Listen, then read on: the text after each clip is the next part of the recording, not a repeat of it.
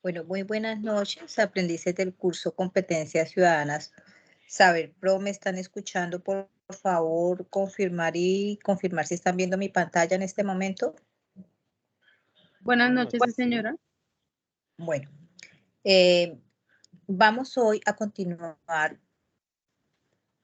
con los temas de procesos emocionales, que es el tema que está contenido en la unidad de la actividad de aprendizaje número 1 del curso. Ayer hicimos digamos, un diálogo sobre lo que es la inteligencia emocional y la evolución del concepto como tal. Vimos unos modelos de la inteligencia emocional propuestos y luego complementamos con una nueva propuesta que nos habla sobre la inteligencia relacional como una visión multidimensional de la persona, del individuo, que es capaz de moldear sus actitudes, sus conductas para poder lograr objetivos, para poder lograr metas y poder lograr ser aceptado dentro de en medio, dentro de un entorno. Vemos quién está acá en la sala. Había alguien que allí.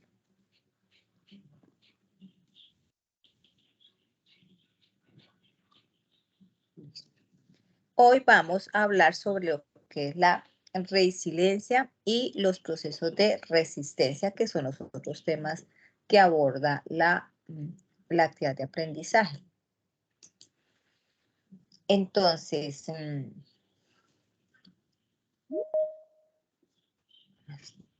chicos, ¿quiénes están acá?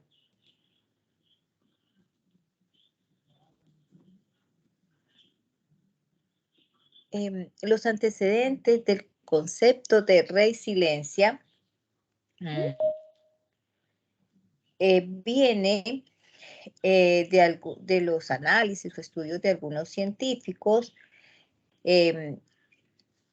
desde hace unas décadas encontraron la resiliencia como esa cualidad universal que ha existido desde siempre,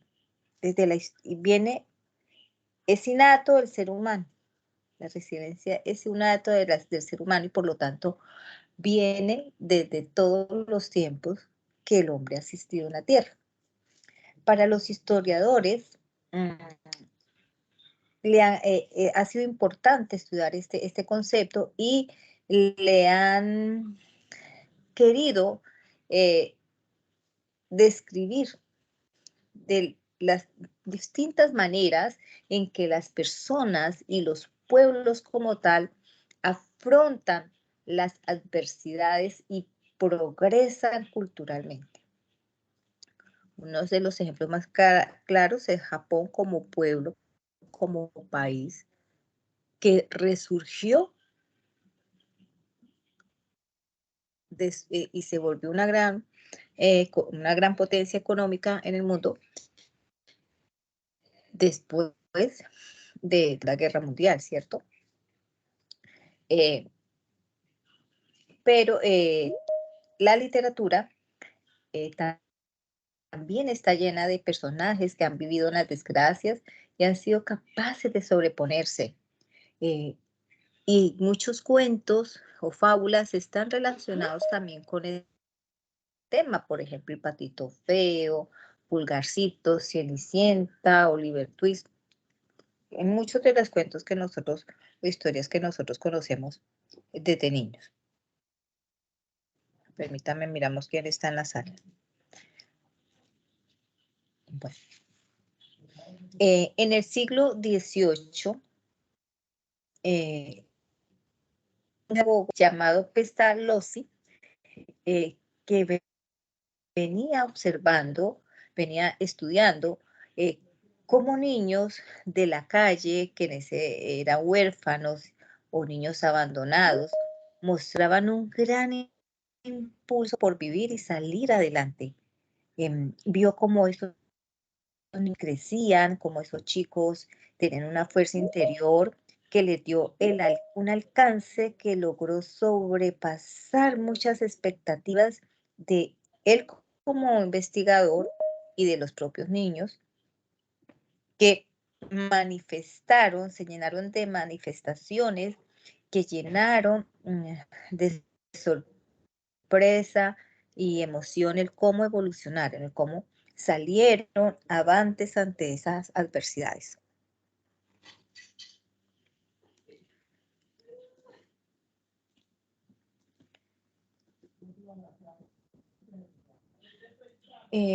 Ciertamente, pues se puede tener muy claro que la mayoría de personas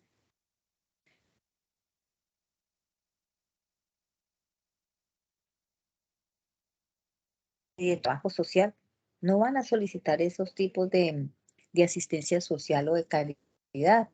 Y muchas veces son personas socialmente invisibles, de bajo perfil, pero ciertamente existen y tenemos muchas a nuestro lado. Nosotros mismos somos un ejemplo de ese proceso de resiliencia. Eh, por ejemplo, en Noruega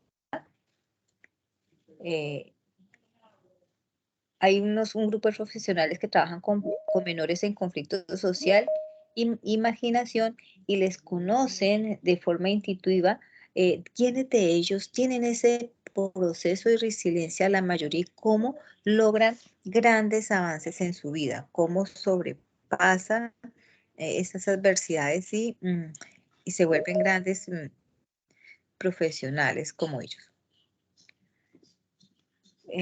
Y allí en Noruega, a esos niños se les llama diente de león por esa similitud con la planta frágil que crece por todas partes, como una monte, digámoslo así.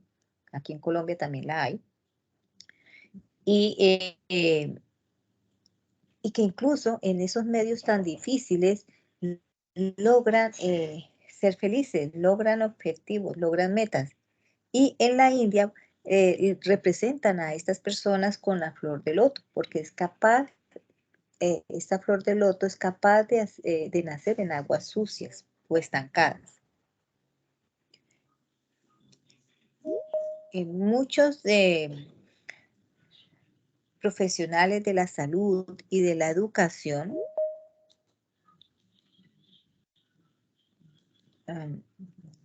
se han sorprendido al comprobar cómo sujetos que viven en esas situaciones extremadamente difíciles son capaces de sobreponerse y llevar una vida normal. Personas que con una actitud y mentalidad positiva, proactiva, han sido capaces de superar positivamente los límites que la ciencia médica les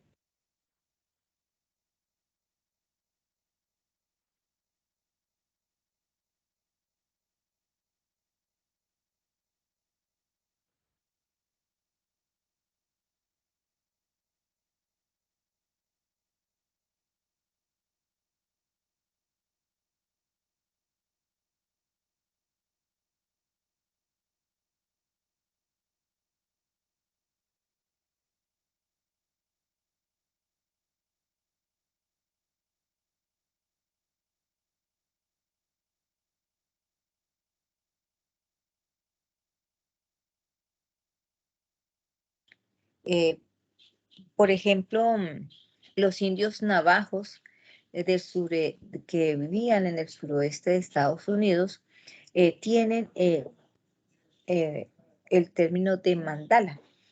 ¿Y por qué? Porque a través de ese término designan la fuerza interna que hace que un individuo enfermo pueda resistir y sobreponerse a la enfermedad y alcanzar la paz y un orden interno. Entonces, ese concepto de mandala de la resiliencia para describir se utiliza hoy en día para describir a las personas adultos que poseen esa fuerza interior, que incluye además unas características como es la introspección, la independencia, la capacidad de relacionarse, la iniciativa, el sentido del humor, la creatividad y la moralidad, que ahora vamos a ver esas características de la resiliencia. Como les decía, fue a partir de los años 80 que se inició gran interés en profesionales de distintos ámbitos de la salud y la educación. Tema. Y posiblemente más que un nuevo concepto, también se trata de un dominio del conocimiento en el que confluyen observaciones, investigaciones y prácticas psicosociales que además permitieron evidenciar la capacidad del ser humano para resistir y superar las adversidades y para constituirse con integridad, a pesar de haber sufrido experiencias traumáticas. ¿Quiénes de nosotros no ha tenido algún problema, alguna situación adversa? Todas las clases, todas las personas, independientemente del nivel de vida que tengamos, hemos sido personas que hemos sufrido inconvenientes, problemas de todo tipo, económicos, sociales, emocionales, familiares, de salud, y de alguna u otra manera hemos aprendido a través de esa situación adversa a ser fuertes, a superarnos, y eso nos ayuda a crecer como ser humano. Entonces, la idea de la resiliencia ha reforzado esa perspectiva de una manera actual, contextual y sistémica al desarrollo humano. Y también dentro de estos estudios, pues, hay afirmaciones como que una infancia infeliz, precaria y conflictiva no determina necesariamente ni conduce de forma inevitable hacia la desadaptación. Por el contrario, la resiliencia lo que dice es que estas situaciones de abandono o de, o de problemas psicosociales o biológicos o medioambientales, lo que hace es que destaca la complejidad de la interacción humana, cómo puede darse procesos de solidaridad y de apoyo para transformar esa situación en algo positivo, en algo bueno, y en el papel activo del individuo como ser humano en su desarrollo, porque esas vivencias forman, hacen que uno supere situaciones que nunca se pensó vivir, y eso hace que uno piense siempre en lograr más metas a nivel, no solamente a nivel económico ni profesional, sino también a nivel personal y emocional. Y de este mismo modo, pues la resiliencia se insiste en que los contextos desfavorables no necesariamente afectan a las personas por igual, porque es que todas somos diferentes, todas tenemos unas características de temperamento y de carácter muy diferentes. Y entonces esos cambios que caracterizan al ser humano también influyen en la evolución de esos conflictos y trastornos. ¿Cómo aprendemos a superar esos conflictos y aprendemos tanto que ya no estamos preparados para dar una respuesta positiva y proactiva cuando esta situación similar se vuelva a presentar? Eh, es, la resiliencia permite tener como los pies en la tierra, porque es inimaginable una vida sin dificultades ni problemas. ¿Quién no lo hemos tenido? todos en nuestro contexto lo hemos tenido, porque nada es perfecto. La mayoría de los individuos evolucionamos con normalidad y buscamos el bienestar a partir de unas condiciones sociales de vida que tenemos cada uno de nosotros y las cuales no están exentas de dificultades. Entonces, el desarrollo de las sociedades evidencia que la mejora en las condiciones sociales de vida no conduce necesariamente a la salud mental de toda la población, porque todas tenemos una percepción diferente de las normas, de los procesos, de los programas, de las políticas, de los temas de conocimiento en un momento determinado. Entonces, tampoco se sabe con certeza qué circunstancias son las que afectarán negativamente, por ejemplo, a un niño que pudo haber sido víctima de abuso sexual. ¿Será que ese niño va a evolucionar inexorablemente hacia la prostitución? No, necesariamente no. Al contrario,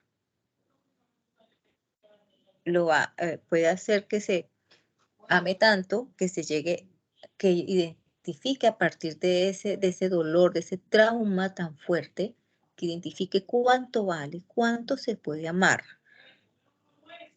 y que tiene que buscar unas opciones para superar ese trauma, para dar amor y respetar y hacer respetar ese es su cuerpo y no permitir que nadie más abuse de él.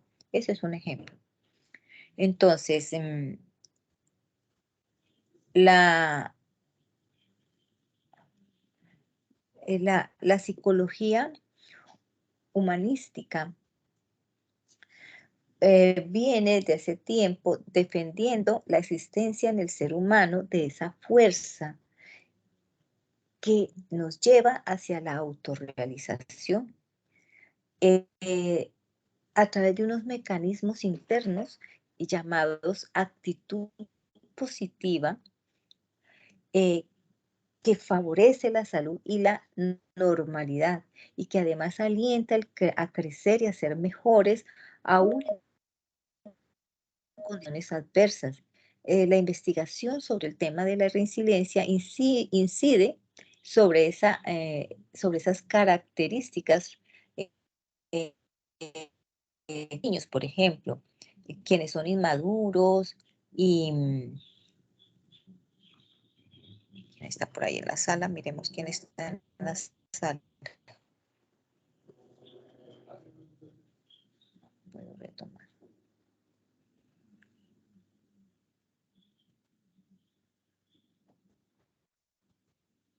Puedo retomar la sala, ¿qué pasa? Ah, ya. Sí, están acá esperando, listo. Bueno, les decía que entonces, partiendo sobre ese estudio que se hace sobre la resiliencia, se analiza esas dualidades características, por ejemplo, de los niños, que por su edad pues son inmaduros y vulnerables a la vez, ¿no? Pero que al mismo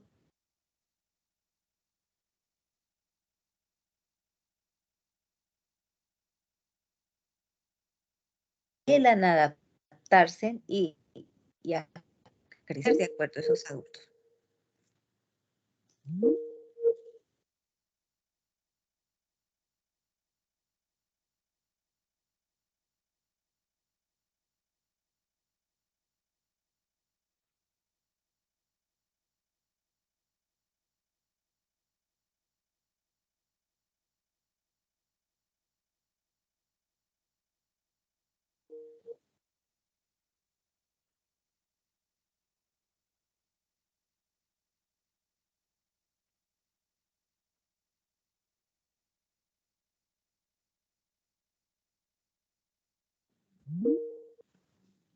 ¿Aló, me escuchan? ¿Aló? Sí, ¿Me señora, están ahora sí. escuchando, Por un chicos? momento, señora, ya. Sí, sí, se cayó el internet. Un momentico. Bien, continúo con el tema. ¿Están compartiendo? No, no estoy compartiendo, ¿cierto? caerse ya. Ahora sí. Entonces, les decía que así como los niños buscan, son inmaduros y vulnerables, también buscan ese equilibrio que les puede dar esa protección que le dan las personas adultas que los rodean. Y, pero también quieren hacer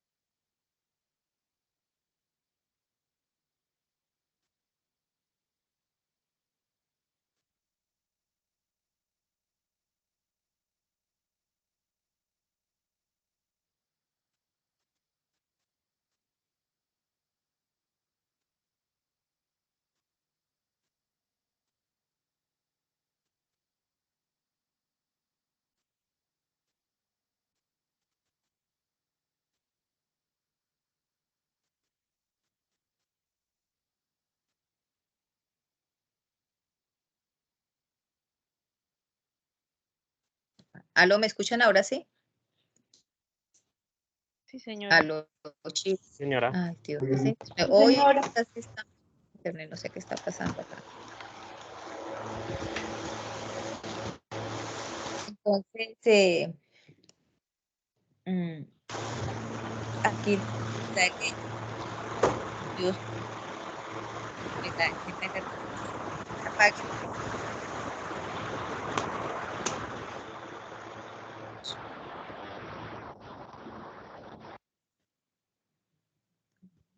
Bueno, dentro de esos estudios que se hicieron, Profe, tienes mucha interferencia. no sé qué será. ¿Ahí me está escuchando? Porque yo ya apagué micrófonos de todos. Tienes que apagar allá los micrófonos. Ya se te escucha bien. Si alguien tenía abierto el micrófono. Entonces, dentro de esos estudios que se hicieron de la resiliencia, se encuentra que la psicopatología y la psicología clínica se ocupan prioritariamente del desarrollo anormal y los trastornos, la perspectiva de la resiliencia va un poco más allá, ¿cierto? Va un poco más allá de esas dos áreas de la salud. Pues, ¿por qué? Porque lo que se hace es que a partir de ella se estudia cómo se produce ese desarrollo físico y psicológico normal cuando las condiciones son peculiarmente desfavorables. ¿Cuáles son los mecanismos de compensación intervinientes y las diferencias de los individuos en las respuestas a los conflictos y al estrés? Porque es que todos no respondemos de la misma manera ante situaciones adversas. yo observo hoy en día muchos chicos, muchas mujeres, muchos jóvenes se bloquean ante cualquier problema. Y me estresé y no hacemos nada más, no puedo hacer nada más. Y toman diferentes actitudes como encerrarse, como aislarse o como suicidarse. Y es por eso, porque no han fortalecido ese temperamento, ese carácter para poder afrontar situaciones difíciles y tomar decisiones ante esas dificultades para superarse y superar esas barreras y lograr metas. Es como si no tuvieran la capacidad para afrontar y aprender a ser valientes.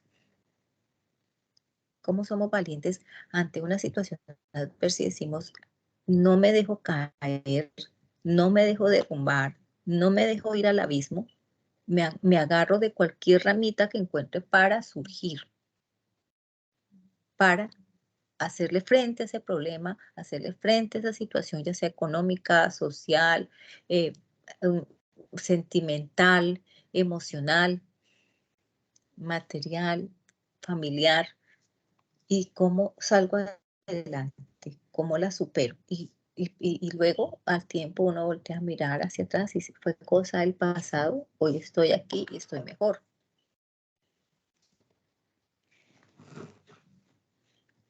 Entonces, es la capacidad de ese ajuste personal y social.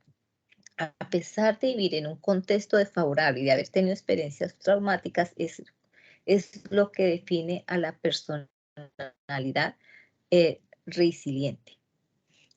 Y ese ajuste psicológico entonces implica esa capacidad de resistir a las adversidades, al control, ojo, a tener control sobre el curso de la propia vida, a ser optimista y a tener una visión positiva de la existencia. Por eso, actualmente, el concepto de resiliencia y la psicología positiva han confluido y están de alguna manera aportando a una visión más completa y optimista en el desarrollo del ser humano. Y allí se destacan entonces esas fortalezas que favorecen el bienestar y la búsqueda de la felicidad. Pero tengamos en cuenta que la felicidad completa no existe, que lo que existe son momentos felices en los que podemos disfrutar al máximo y tener unas emociones muy agradables ante una situación, ante un momento determinado, que la vida es como una montaña rusa. Hay momentos en que estamos muy arriba y estamos muy bien y nos sentimos muy satisfechos con lo que logramos, pero ante cualquier cosa, en algún momento las cosas cambian y podemos caer y tenemos ahí, que cuando caemos es cuando tenemos que tener ese carácter, esa fortaleza y esa capacidad de mirar de qué me valgo, qué me puede permitir salir adelante, cuál es esa pequeña luz que se nos da para poder volver a levantarnos y volver a surgir. Entonces, pese a que existen, pues,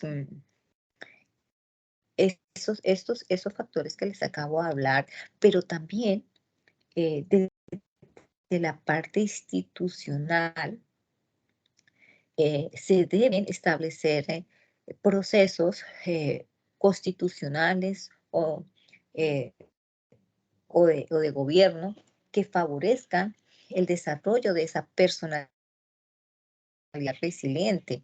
Eh, entonces, eh, que le den oportunidades a las personas para poder avanzar, ¿cierto? Eh, y dentro de muchos de esos elementos que también debe desde la parte institucional tener en cuenta es la educación. La educación desde temprana edad a los niños aprender a ser resilientes, no solamente desde el contexto familiar, sino también en los procesos de formación. ¿Cómo debe hacerlo? Pues fortaleciendo a través de procesos de formación el temperamento de los niños, la salud, a que ellos cuiden su salud, haya un autocuidado personal para conservar nuestra salud, a tener muy claro los temas sexuales, a identificar nuestro sexo, nuestro género y amarlo, aprender a amarnos y encontrar las diferencias entre los diferentes géneros que existen hoy en día, sobre todo hoy en día que hay esa gran diversidad de género. Es muy importante entonces que haya ese autoconocimiento para poder establecer cuál es mi orientación sexual y cómo debo cuidarme a partir de ese concepto de esa orientación sexual y cómo debo amarme a partir de esa orientación sexual y cómo es importante primero amarme como yo como persona, porque depende del amor que yo me dé, voy a recibir y voy a dar amor a los demás.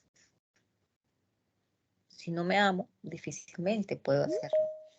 Entonces, también a tener claro que la apariencia física es una parte del autocuidado personal, mm, pero que es mucho más importante y que va intrínsecamente relacionado con esa apariencia física, ese cuidado personal, la inteligencia potencial de cómo aplicamos diferentes actitudes o una actitud muy fuerte, de mucho carácter ante la resiliencia, porque la resiliencia es una cualidad que se puede aprender y perfeccionar.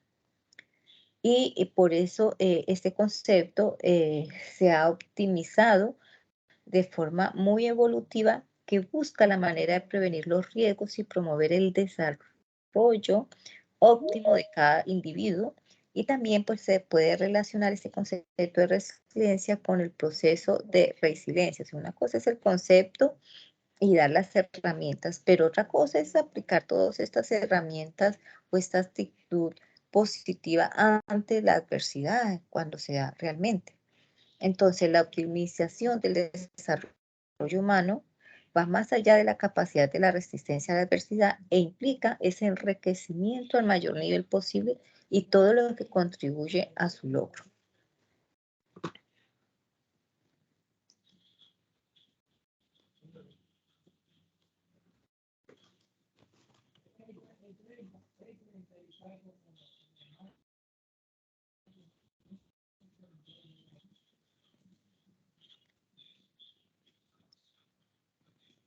Bueno. Entonces, se puede entonces concluir que la resiliencia esto es la capacidad de recuperarse rápidamente ante frustraciones o fracasos. Ahora, existen unos atributos de la resiliencia. El primero de ellos es la introspección, que es la capacidad de autocrítica. Es aprender a aceptarnos y amarnos como somos. Que si somos gorditos, que si somos morenos, que si somos blancos, que si tenemos el cabello lleno de surquitos, de chuquitos, que si nuestro cabello es lacio, que si es mono. Amémonos como somos. Nadie es igual a nosotros. Somos únicos. Entonces tenemos que amarnos con nuestros defectos, o que los demás se parecen defectos, pero yo no me siento con defectos porque es que si yo me amo, soy perfecta, ¿sí? Para mí soy perfecta. El siguiente atributo es la independencia. Es esa capacidad para ver objetivamente los problemas. ¿Cuál es esa situación? ¿Cuáles fueron las causas de esa situación adversa? Y observar dentro del entorno,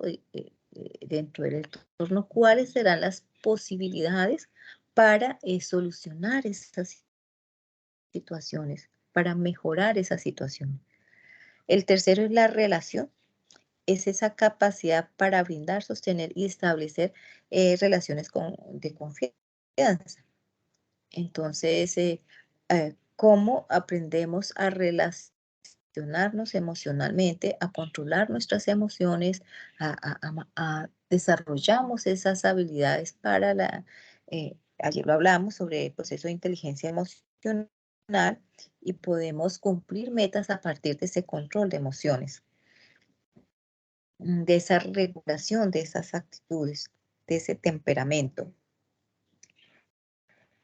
Y también otro atributo es la iniciativa, que es la capacidad para exigir, apersonarse de esa responsabilidad de decisión y consecuencias de esas decisiones, consecuencias de los actos que nosotros mismos hemos asumido. El otro atributo es el humor, que es la capacidad de afrontar las situaciones en forma lúdica y divertida, cuando aprendemos a reírnos y a burlarnos de nosotros mismos o de lo que hemos hecho y le encontramos las cosas buenas y las malas, lo analizamos y al final no sabemos ni por qué estábamos disgustados. Entonces nos reímos de todo, ¿cierto? Es no tomar la vida a la ligera ni que todo es risa y juego, porque no es así, no. Es aprender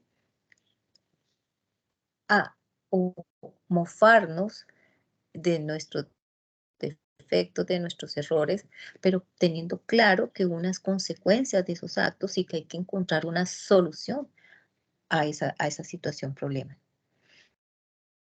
Y el otro atributo es la creatividad, esa capacidad que tenemos para crear, para empezar de nuevo, para innovar, para aprender. El otro atributo es la moralidad, y aquí se trata de dar un sentido trascendente a las actuaciones, o sea, vivir, actuar en base a esos principios y valores que como personas construido y hemos fortalecido nuestro carácter.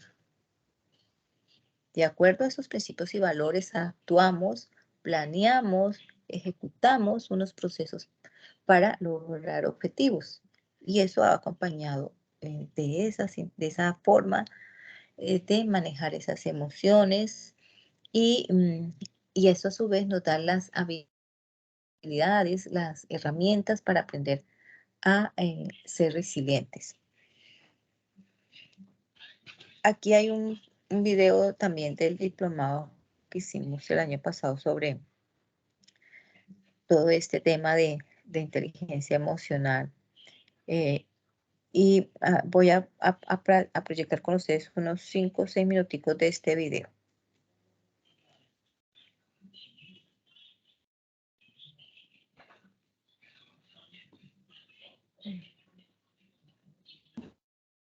A veces no es tan fácil. A veces no. Poderosamente simple.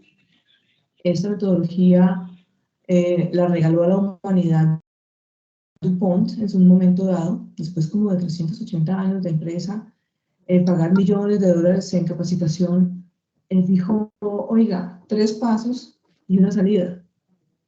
Entonces dice, esto, si usted lo usa para la vida, para la pareja, para los equipos, para los amigos, para la economía, a todo lo que sea relacional, porque es una metodología relacional, tenga el hábito de hacer estos 4 momentos cada cierto tiempo, con una frecuencia estable. Cada 3 meses con la pareja, o cada 6 meses, o cada 3 meses con los hijos, con cada uno individualmente y con todos. Una vez. ¿Ve? Primero que todo, pare. No va a parar. Hay gente que no sabe parar. Y que cuando ya va a parar, se le vino la vida encima, el salud encima y todo encima por no haber podido parar. ¿A qué? A revisar, a tener el coraje de mirarse. Por eso vamos a mirar la cámara hacia adentro. Entonces, no es revise allá a ver qué es lo que está pasando alrededor, es revísese usted, póngase la cámara acá y póngase usted allí, en pleno, para decir, bueno, revisemos usted lo que está fallando, ¿por qué se está recalentando este carro? ¿Le miro el radiador? ¿Reviso o dejo ahí, no? Le tapo el capó y lo empujo porque pues eso va lo más abajo hasta que llegue donde llegue. Bien. Tiene que saber parar, revisar, estar dispuesto a mirar. Y eso en los carros es fácil, pero cuando se trata de uno mismo, a veces no es tan fácil. A veces no es tan fácil. La mayoría de las veces no es tan fácil y ya vamos a ver por qué. Que implica precisamente ponerse la cámara y ser un camarógrafo. Antes de que alguien venga a rendir cuentas, yo rindo cuentas ante mí mismo y digo, uff, ¿en serio?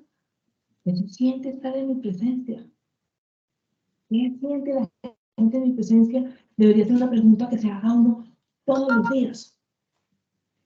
los días, entendiendo que en presencia de un ser humano solamente se pueden sentir tres cosas: amor, es decir, creatividad, miedo, compañía. ¿Qué siente la gente en mi presencia? Es la tarea que a partir de hoy queda hasta el final del diplomado, en donde usted con su cámara tendida va a observar qué siente la gente en su presencia: amor, miedo, rabia. Y dependiendo de lo que observe, pues ajusta, porque el objetivo es que la gente en su presencia.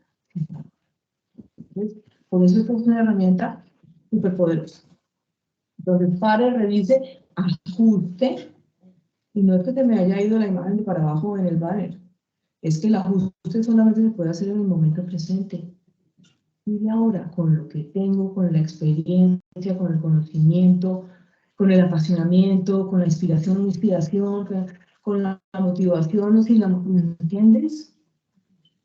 El ajuste tiene que ser, primero, revise, o sea, sea consciente cuál es el daño y haga los cambios que sean necesarios para poder seguir, porque el siguiente paso es siga. Esto no es una metodología que le dice para, mire y quédese mirando, no. Pare, revise, cambie lo que sea necesario y hágale, hágale, hágale, hágale, hágale. Es una metodología que si uno lo usara con una pareja, volveríamos a tener parejas de largo plazo, mira. Bueno, entonces aquí esta ponente lo que nos está es reafirmando que la importancia que tiene de amarnos también contiene un proceso muy importante que es el autoconocimiento. Cuando yo me conozco, cuando yo me confronto conmigo mismo y tengo que es mucho más honesto, que es muy difícil aceptar cuáles son nuestros defectos, pero cuando encontramos cuáles habilidades tenemos, también nos sentimos orgullosos de nosotros mismos y entonces tenemos que sopesar qué pesa más en nosotros, en nuestro carácter, en nuestro temperamento. Temperamento es de la forma como nos comportamos ante cualquier situación, ¿cierto? Cómo respondemos ante cualquier situación. El carácter es la capacidad que tenemos de manejar nuestras emociones y aplicar el concepto de sabiduría y prudencia. Cómo actuamos ante X o Y circunstancia de forma prudente, controlando cada una de nuestras emociones. Entonces, cuando nos confrontamos a nosotros mismos y encontramos cuáles son esos defectos, encontramos cuáles son esas habilidades, pues entonces tenemos que buscar una forma de cómo equilibrar en la balanza esos defectos y esas cualidades. ¿Y cómo vamos a contrarrestar esos defectos que tenemos?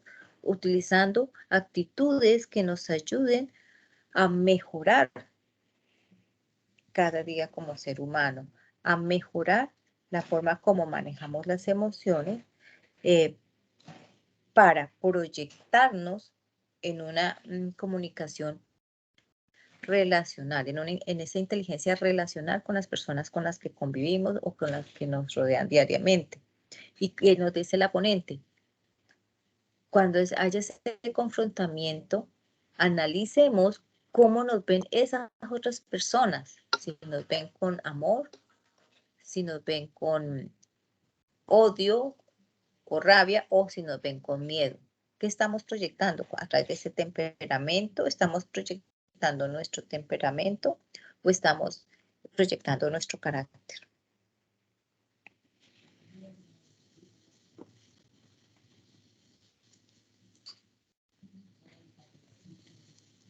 Entonces, el siguiente tema son los procesos de resistencia. ¿Qué son los procesos de resistencia?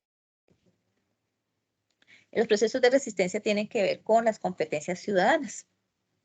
Y las competencias ciudadanas se enmarcan desde la perspectiva de derechos y brindan herramientas básicas para que cada persona pueda respetar, defender y promover los derechos fundamentales, pero que también debe relacionarlos con las situaciones de la vida cotidiana.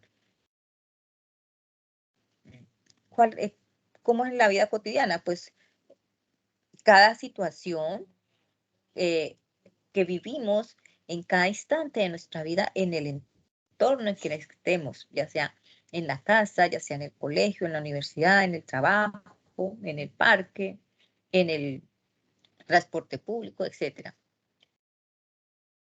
En cualquier contexto en el que podemos ser vulnerados nuestros derechos o nosotros podemos vulnerar los derechos de otras personas. Por tanto, entonces, hay que tener claro que las propias acciones, como las acciones de otros, tenemos que aprender a manejarlas, ¿no? A ser prudentes en esas acciones para no irrespetar o vulnerar los derechos de los demás y tampoco permitir que nos vulneren los nuestros. Porque esto es de doble vía, es de dar y recibir ese respeto. Entonces, en estas situaciones, las competencias ciudadanas representan las habilidades y los conocimientos necesarios para construir una convivencia social y participar democráticamente y valorar el pluralismo desde el punto de vista democrático. Entonces, las competencias ciudadanas son el conjunto de conocimientos y de habilidades cognitivos, emocionales y comunicativos que, articulados entre sí, hacen que sea posible que el ciudadano actúe de manera constructiva en la sociedad democrática. Apartamos de que el concepto competencia desde el saber y desde el saber hacer, lo que hace es que trata de ofrecer a los niños y a las niñas unas herramientas, o a los individuos como tal, unas herramientas necesarias para relacionarse con otros individuos de una manera cada vez más comprensiva y justa. Y que este es un proceso que debe iniciarse desde que todos somos niños. A las nuevas generaciones hay que crearlos en base a este proceso de competencias ciudadanas, de desarrollar competencias ciudadanas con el fin de que seamos unas personas o generar o educar a estas nuevas generaciones con capacidades críticas, con capacidades comprensivas y que sean justos a la hora de tomar decisiones y que a su vez tengan una capacidad humana de resolver problemas cotidianos.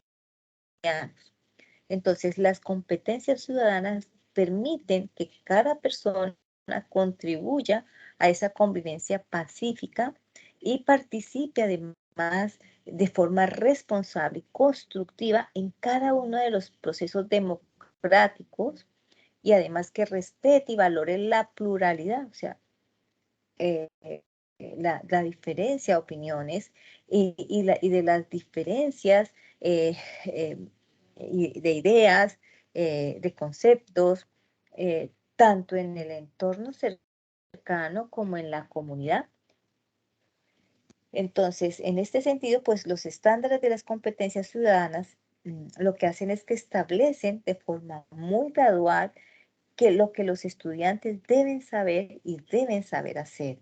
Y según su nivel de desarrollo, pues se colocan unas acciones, unas tareas, de tal manera que puedan ser evaluables y cumplidas por cada uno de ellos, con el fin de ir ejercitando esas habilidades también desde el hogar, en la vida escolar y en otros contextos en los que se desenvuelve el individuo. Entonces, aquí también es importante que esas competencias ciudadanas van de la mano con ese desarrollo moral. Y ese desarrollo moral, pues se entiende como el avance cognitivo y emocional que permite que cada persona tome decisiones de forma autónoma y realice acciones que reflejen una mayor preocupación por los demás y por el bien común. ¿Alguien quiere complementar el tema? ¿Tiene alguna pregunta, alguna inquietud, alguna duda?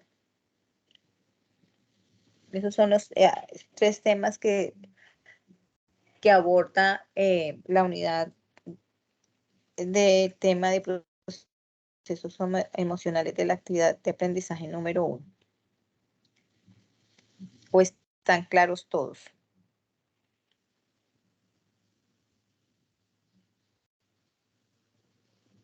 Alexandra, Brigitte, Daniela.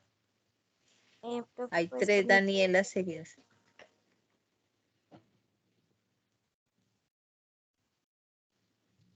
¿Todo claro, chicos? Sí, señora. Sí, señora, profe. Sí, ¿O alguien señora. quiere complementar? ¿Ninguno quiere complementar? Bueno, entonces, yo creo que mañana ya tenemos descargadas las 2 grabaciones de la clase de ayer y la de hoy.